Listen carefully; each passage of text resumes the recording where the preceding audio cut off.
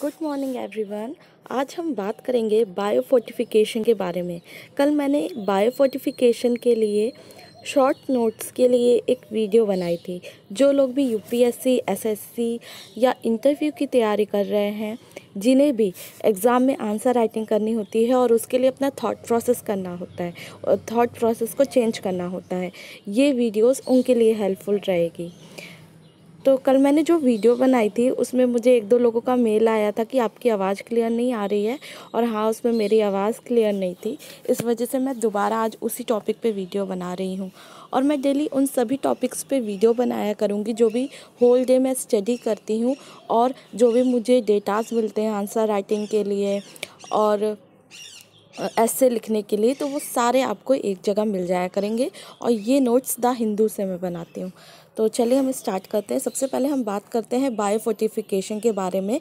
आपको जैसे पता होगा कि 1775 इंडिपेंडेंस डे पे हमारे जो प्राइम मिनिस्टर हैं नरेंद्र मोदी, उन्होंने अनाउंस किया है कि अब से जो भी ग्रेन यानी स्टेपल्स, जो भी ग्रेन डिस्ट्रीब्यूट किए जाएंगे पीडीएस से, स्पेशली राइस, वो क्या होगा, बायोफोर्टिफाइड फूड होगा। ठीक है, वो बायोफोर्टिफाइड फूड होगा।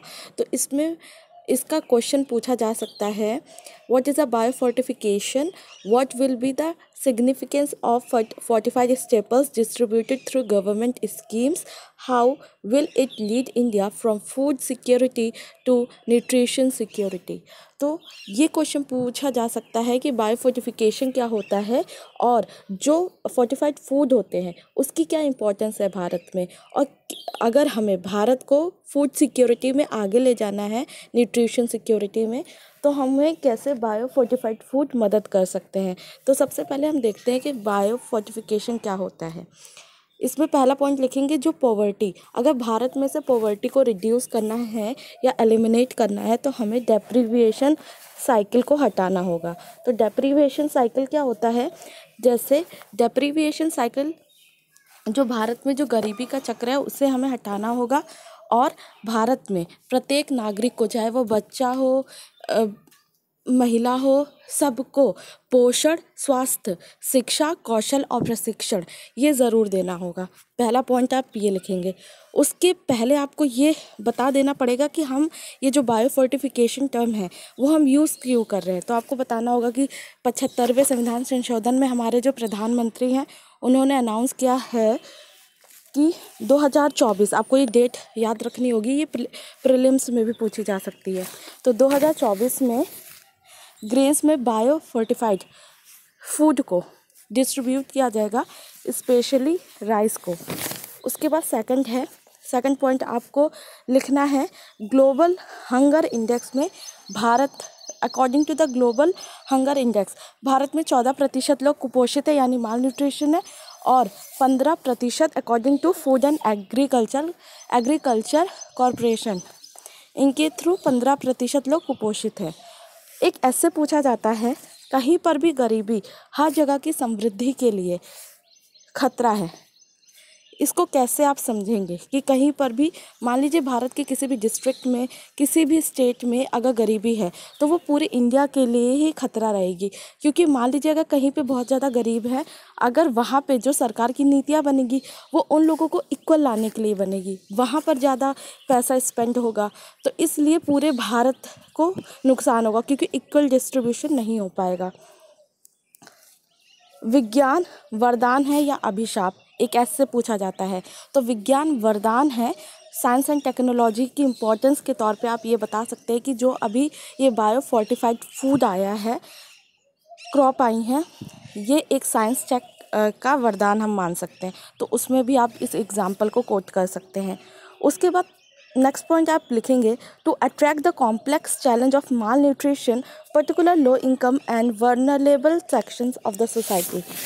ठीक है, लो इनकम और जहाँ पर वर्नरेबल सेक्शंस रहते हैं वहाँ पर भी बहुत ज़्यादा पॉवर्टी रहती है, तो उसको भी हमको एलिमिनेट करना है। उसके बाद एक डेटा आप लिखेंगे, WHO के अकॉर्डिंग बायोफोर्टिफिकेशन को डिफ़ाइन किया गया है। आप नेट पे डालेंगे बायोफोर्टिफिकेशन बाय WHO, तो उनकी डिफिनेशन निकल के आएगी, उस डिफिनेशन को आपको लिखना है। वैसे मैं बता दे रही हूँ, biofortification definition, to increase nutrients in plants during plant growth rather than through manual means during processing of crops. ठीक है, ये नोट्स उनके लिए बहुत ज़्यादा हेल्पफुल होंगे जो द हिंदू डेली पढ़ते हैं और अपने नोट्स बनाते हैं, पर कभी कभी समझ में नहीं आता हम शॉर्ट नोट्स में लिखे क्या, क्योंकि हिंदू में ऑलरेडी बहुत कुछ होता है।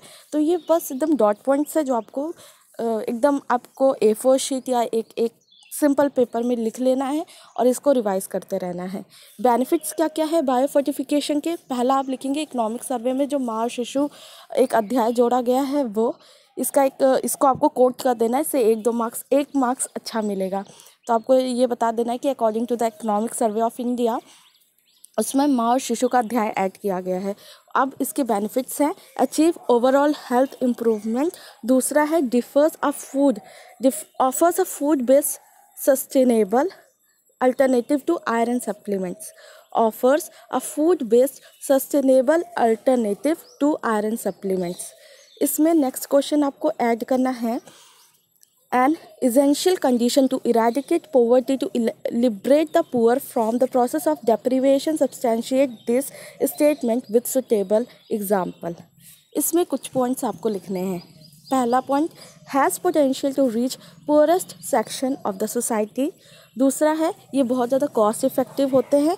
अब यहाँ पे एक डेटा लिखना है कि according to the global hunger index 2020 India की रैंकिंग है 94 और भारत में माल न्यूट्रिशन कितना बताया गया है, अंडर नरिशमेंट बताया गया है 14%, स्टंटिंग बताई गई है 37.4%, वेस्टिंग बताई गई है 17.3%। इम्प्रूव नेक्स्ट पॉइंट है इम्प्रूव माइक्रो न्यूट्रिएंट्स और उसके बाद नेक्स्ट पॉइंट है सोशियो कल्चर ईज़िली एक्सेप्टेबल। इसका मतलब क्या हुआ, सोशियो कल्चर ईज़िली एक्सेप्टेबल यानी हमारे जो फार्मर्स है, क्योंकि उनको इसमें कुछ एडिशन कुछ नहीं करना है, मतलब सिर्फ फूड्स की क्वालिटी को इन्हेंस कर देना है, बायोफोर्टिफाइड फूड बनाना है, तो वो ईज़िली एक्सेप्टेबल भी है किसानों के थ्रू।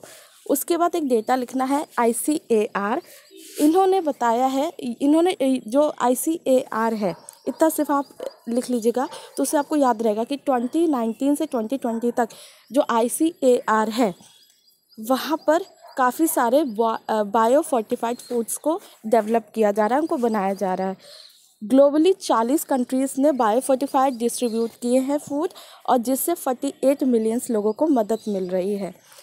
और आप हैशटैग करके लिखिएगा सही पोषण देश रोशन, तो ये भी आप मेंशन करेंगे तो आपको अच्छे नंबर मिलेंगे। अब गवर्नमेंट के इनिशिएटिव क्या है, फूड कॉरपोरेशन और food according to food agriculture organisation Bharat में 15% लोग जो है वो कुपोषित है, स्टंटिंग 30% है, वेस्टिंग है 17.3%। ठीक है, और 17 बायो फोर्टिफाइड फूड को अनाउंस किया गया है वर्ल्ड फूड डे वाले दिन हमारे प्राइम मिनिस्टर मोदी ने। ऐसे पूछा जाता है स्वरोक्ति का साहस और सुधार करने की निष्ठा सफलता के 2 मूल मंत्र हैं, तो उसमें भी आप इस बायो फोर्टिफिकेशन पॉइंट को एक्सप्लेन कर सकते हैं। इसके बाद नेक्स्ट है सस्टेनेबल ग्रोथ, इसमें कौन से 2 जो पॉइंट है जो इसमें आएंगे, नो पॉवर्टी ज़ीरो हंगर, ये इसमें आ जाएगा। उसके बाद नेक्स्ट पॉइंट आएगा डिटर्मिनेंट्स ऑफ न्यूट्रिशन सिक्योरिटी, तो कौन कौन से डिटर्मिनेंट्स हैं, एक्सेस टू फूड है, ड्रिंकिंग सेफ वाटर है। यहाँ पे जब ड्रिंकिंग सेफ वाटर आप लिखेंगे तो बताएंगे कि भारत में 50% आबादी ऐसी है ग्रामीण इलाकों की जहाँ पर पानी की सुविधा उपलब्ध नहीं है। Immunisation and education of women, Bharat की महिलाओं को टीकाकरण भी करना है, उनको वैक्सीनेटेड भी करना है और उनको एजुकेशन भी देनी है। अब एजुकेशन भी देनी है, अब यहाँ पे एक पॉइंट लिखना है कि 15% स्कूल है भारत के जहाँ पर लैक ऑफ इंफ्रास्ट्रक्चर है, यानी बेसिक इंफ्रास्ट्रक्चर नहीं है। ड्रॉप आउट्स है 18%। अब ये डेटा कहाँ से लिया गया है, नीति आयोग के SDG इंडेक्स से। चैलेंजेस क्या क्या है न्यूट्रिशनल सिक्योरिटी बनाने के लिए, सबसे पहला जो चैलेंज है वो है करप्शन, दूसरा है कनेक्टिविटी बैरियर्स, ठीक है, तीसरा है India needs multi prolonged scheme, ये बहुत अच्छा पॉइंट है, इंडिया को मल्टी प्रोलॉन्ग्ड स्कीम की ज़रूरत है।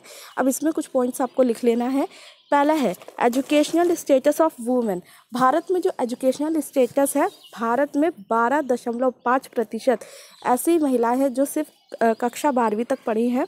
ये 2018 में एक सर्वे हुआ था, सैम्पल रजिस्ट्रेशन सर्वे 2018, उसके अकॉर्डिंग है। दूसरा है भारत में महिलाओं की शिक्षा पर भी बल दिया जाना चाहिए, इम्प्रूव मदर्स नॉलेज, ठीक है, उनको एजुकेट किया जाना चाहिए।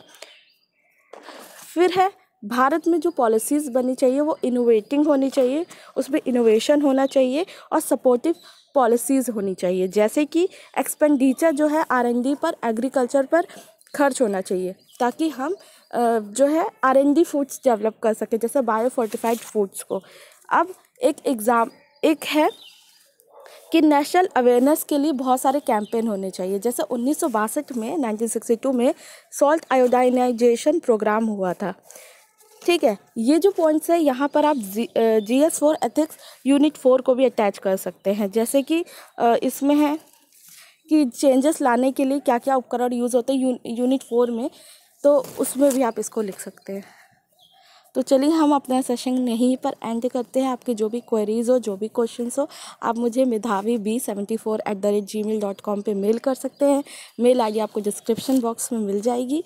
आपको कोई भी क्वेश्चन चाहिए, कोई भी PDF चाहिए, आप मुझे आराम से मेल कर सकते हैं या कमेंट सेक्शन में डाल सकते हैं, मैं आपको वहाँ पे सेंड कर दूँगी।